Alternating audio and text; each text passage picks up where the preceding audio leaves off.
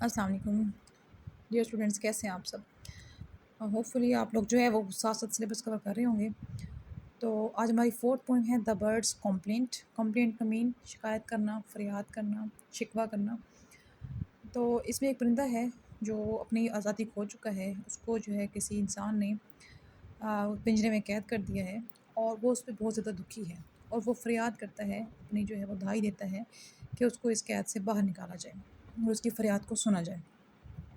اس میں وہ memories of past کا ذکر کرتا ہے. ٹھیک ہے، پاسٹ میموریز کی جب وہ آزاد تھا تو وہ کتنی جو ہے وہ اس کو فریڈم حاصل تھی. اس کے گارڈن جو ہے وہ کتنا خوبصورت تھا، وہ فرینڈس کے چہچہانے کو انجوائے کرتا تھا.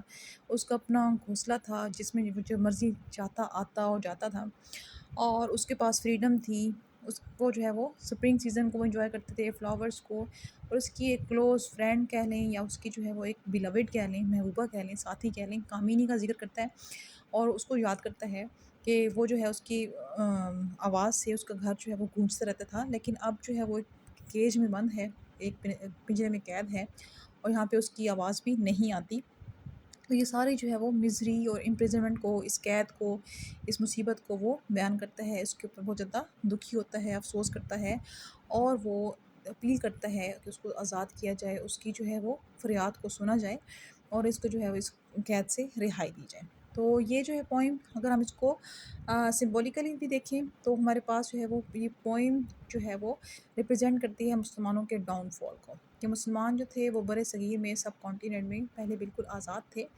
یا ہندوستان کو دیکھیں یا پھر ہم اسپیسیفکلی مسلمانوں کو کہہ لیں کہ یہاں پہ وہ بالکل آزاد تھے، اور ان کی اپنی حکومت تھی، اپنی جو ہے ان کا ایک سمجھنے گارڈن سے مراد ان کی اپنی ایک اسلامک اسٹیٹ تھی. وہ یہاں پہ جو ہے وہ رول کرتے تھے، اور یہاں پہ جو ہے ان کے بڑے ہی اچھے دن گزرے. لیکن پھر انگریزوں کے آنے کے بعد، ان کے کلونیلزم کے بعد، ان کی جو ہے وہ انہوں نے ان کو جو ہے وہ اپنا غلام بنا لیا، سلیوری میں جکڑ لیا، اور اب وہ ان کی کیج میں بند ہیں اور ان کے پاس آزادی نہیں ہے. اور وہ جو ہے اپنی اس پاسٹ جو گولڈن ایرا تھا، ان کی آزادی کا، ان کے رول کا، ان کی حکومت کا، وہ اس کو یاد کر رہے ہیں.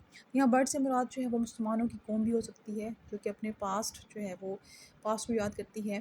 اور یہاں سے کیج سے مراد جو ہے وہ کلونیل رول یا وہ انگریزوں کی جو حکومت ہے وہ ہو سکتی ہے، کہ انہوں نے کس طرح جو ہے برصغیر کے مسلمانوں کو، برصغیر کے لوگوں کو اپنا جو ہے وہ غلام بنایا ہوا ہے، اور ان کی جو گولڈن ٹریڈیشنز جو تھیں ان کو کس طرح سب کچھ ختم کر دیا ہے. اور وہ جو ہے وہ مسلمان اس بات کے لیے جو ہے وہ مستر ہیں کہ ان کو آزاد کیا جائے اور ان کی جو ہے وہ آزادی واپس دی جائے. تو بہرحال اس کو ہم سمبولیکلی بھی دیکھ سکتے ہیں، اور ان کو ہم سرفس لیول پہ بھی کر سکتے ہیں. دونوں طریقے سے اس کو ڈیل کیا جا سکتا ہے. تو یہ اس کی سمری ہے. اس کے بعد ہم دیکھتے ہیں اس کے تھیمس.